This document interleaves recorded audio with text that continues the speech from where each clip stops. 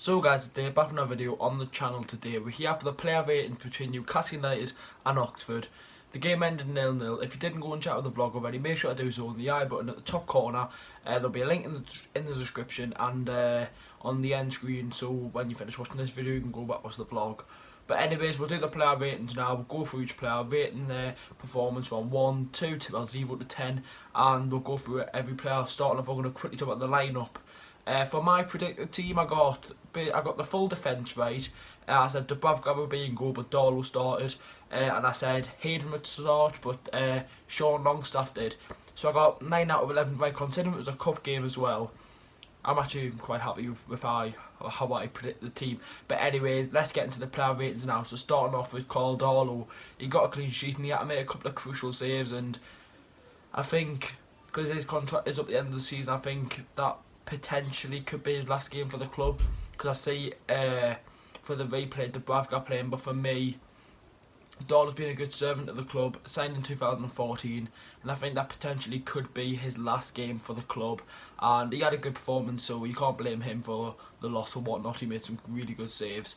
I'm going to give Carl Darlow a 7 out of 10. I thought he was quite good today. Moving on to the defence now, we'll do the right wing back, which was DeAndre Yedlin, and I'm so happy that Lazaro has signed, because he looked shocking today. Yedlin, he couldn't attack and he couldn't defend. You normally say, oh, he can attack but he can't defend. Today he wasn't good enough whatsoever, and thank God Lazaro signed, because he can just go in that right wing back, and I think you've got to play him against Norwich next Saturday. But I'm going to slap down the middle 5 out of 10 for DeAndre Yedlin. Moving on to the centre halves, we'll do the right, which was Fabian Schär. Fabian Schär wasn't fantastic today. Yeah, the last 10-15 minutes he got put into midfield to try and get that goal, but it was too little too late to try to get a goal. But he tried to attack to get a goal. We didn't have that many men going forward whatsoever, so you put your centre half up top basically. I didn't think Shaw was great today defensively either. In the first 10-15 minutes he made a couple of decent passes, switched players, but I didn't think he was great today. I'm going to give him a 5 out of 10 as well, Fabian Schär. Jamal Lascelles now, I thought he was our best defender, and I thought he was going to get sent off in the first half. With that, I haven't seen it back, but he did get a yellow for it. He went, like, not studs up, I couldn't tell, but he went right into the defender, and he showed him who was there, and he only did get a yellow. Obviously they got checked by VAR, and VAR said it was a yellow card.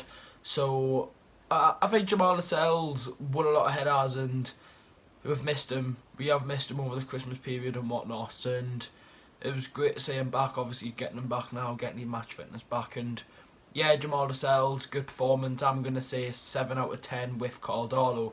Moving on to Kieran Clark, and yeah, again, like Fabian Schär, I didn't think he was too great.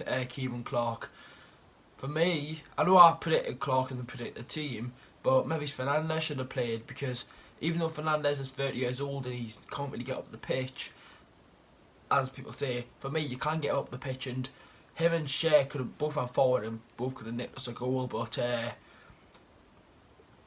Kieran Clark, there was times where there's an easy ball there, and defensively he didn't really stand out whatsoever. And like Shaw, I'm going to give him, slap down the middle, 5 out of 10. Left wing back Matt Ritchie. Matt Ritchie was decent today. Obviously didn't have his best performances, but he just came back from a really bad injury, and just to grab your position like that, obviously I know Jack was injured and whatnot, but just to get that, just to look like you've been in that team all that time is great. And Matt Ritchie today, he wasn't absolutely fantastic, obviously not, but he did try and get up the pitch. There was a couple of times where he'd made some really good runs, and just the ball wasn't going to him. It wasn't his day, but I'm still going to give him a 6 out of 10. Moving up the midfield now, we'll do Sean Longstaff. He's on my mind. Sean Longstaff today was not good. He was not good, but not good enough whatsoever. I don't know where this leaves Longstaff. From his West Ham injury, he's not looked the same player. Like, a couple of games this season where you could go, aye, Sean Longstaff was good today. Man United at home, Spurs away. Some of the games where we picked up some crucial points this season, but I don't know what's happened to him. Against like the likes of last season, Wolves away, he looked like he had that position for years, and that was his, off the top of my head, his 6th game for the club against Wolves. Now he's played a good 20, and he doesn't look the part. And for me, he's our 4th choice centre midfielder. For me, it would go Hayden, Shelvey, Matty, Bentaleb. No, shit. Shelvey, Hayden, Matty. No.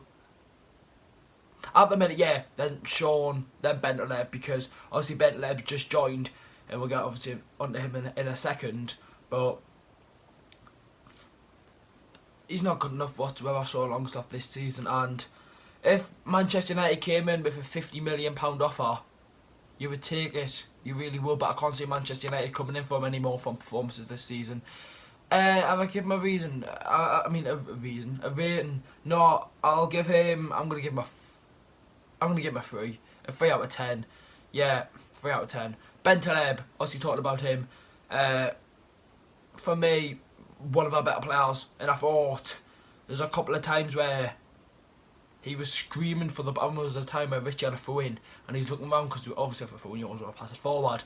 And Bentaleb's there, like screaming for the ball. I know you're pushing it behind, but he looked like, because obviously he fallen out with the Schalke boss and whatnot and didn't play for a long time. He looked like he had that. He's been playing for ages. Obviously he's had 2 days training. Obviously he's been training every day, but I thought Bentaleb was actually really good today, and he was getting stuck in, and that's what we like. He was doing the Isaac Hayden challenges and whatnot, but with the games on Tuesday night, well, obviously there's not that many games coming up now, but we just have to try and not force him into the team, but try and like ease him into the team rather than just going, oh, we've got some injuries, bang. But yeah, 7 out of 10. I'm gonna give him Bentaleb a good performance today. Moving on to the attackers, we will do Alan St-Maximin. I thought Maximin today, he had some decent chances and some couple of decent runs, but you can see he's lacked match fitness, and some players have got the fitness after an injury, like your Matt Ritchie, and sometimes it takes players a little bit more time, and I think that's the case with Alan St-Maximin. I hope from that injury he doesn't turn into like I'm not calling him Christian Atsu, but like the performances of Christian Atsu, because like obviously Sean, he was fantastic before he got injured, and then he's been injured, now he's been not that great. I hope that doesn't happen with Maximin. You can tell he came back from an injury, but Maximin, I'm going to give a 6 out of 10. There was a couple of times where you go, oh wow, that's absolutely class, but there was a couple of times where the ball came to him and he just lost control of the ball, and you would think that was the last player who could do that, Alan St-Maximin. 6 out of 10 for him. Miguel Almiron, he huffed and puffed, tried his best, worked hard, but it just wasn't his day. There was a couple of times, if he plays that ball a second and a half quicker, that could be us in the 5th round, right? And you can't fault his effort. We say that every week now.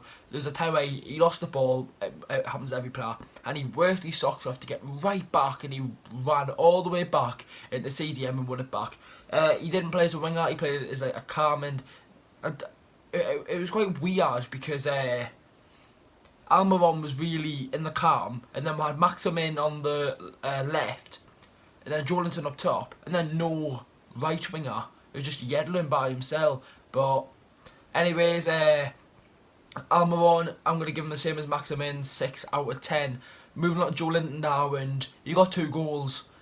Yes, they were offside, but you still got to score them. We obviously seen it against Sheffield United. Xavi could have just stopped the game and just played it back because it was offside. Got to put the ball in the back of the net. For the first one, I think the linesman already gave it before he scored. The second one was quite dodgy because as he bounced off Yedlin, he didn't expect it. And obviously it was the right decision because obviously VAR confirmed it wasn't a goal. So it is frustrating when that happens, but you've just got to try and bounce back. And I thought Joelinton today put himself about, and he's joined the headband squad with Lazaro, Alan St-Maximin, because he obviously had some sort of injury on his head, and he had the headband on. But yeah, you know what, I thought Joelinton was actually quite good today. I didn't think obviously he was fantastic or whatnot. I thought he had a good performance. He's a player who could walk up the stadium and go, I've done me all, I scored 2 goals, that's football, that didn't count, we're going to move on. And I think Joelinton knows himself, and I thought maybe in his head, oh, it's a League One team, we can go for this. So Joelinton, I'm going to give a 6 as well. I didn't think he's on the level with Darlow or Jamal Lascelles, but he definitely wasn't. A bad performance. Moving on to the substitutes now. First one was Matty Longstaff, I think it was. Yeah, Matty Longstaff came on for Maximin. I think Bruce just doesn't want to risk Maximin, and he just wanted to keep him in and try and not overplay him. So Matty came on and we just basically pointed on the one up top. And I thought Matty Longstaff brought some good energy to the team, and yeah, I remember I read something in around, it was at the end of the 2018-19 season, and I read someone saying that Matty Longstaff is better than Sean Longstaff, and that was into the pre-season of this season now, and I was thinking, no, surely not. And obviously he played in pre-season and whatnot, and then he was on the bench most games, but didn't get the opportunity to play. And coming into the team now, he does look better, and I don't know if that's the way we play it or not, because Rafa, right, I'm going to have to mention him because I need to say something. When Rafa played with Hayden and Longstaff, he had one defensive and one to ping the balls and whatnot, right?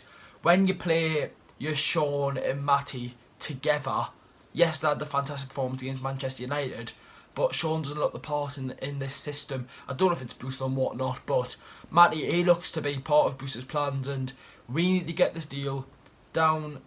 There you go. Matty Longstaff, 6 out of 10, and I'm not going to do the other 2 substitutes, which were Christian Atsu, he was shit, of course he was, and then Hayden, who didn't really play. Lads, that's another player ratings. Make sure to watch the vlog if you haven't already. Anyways, lads, I'll see you all in the next one, which will be going to open it out tomorrow, so I need to get that edited for tomorrow. So lads, smash the like. I'll see you all in the next one.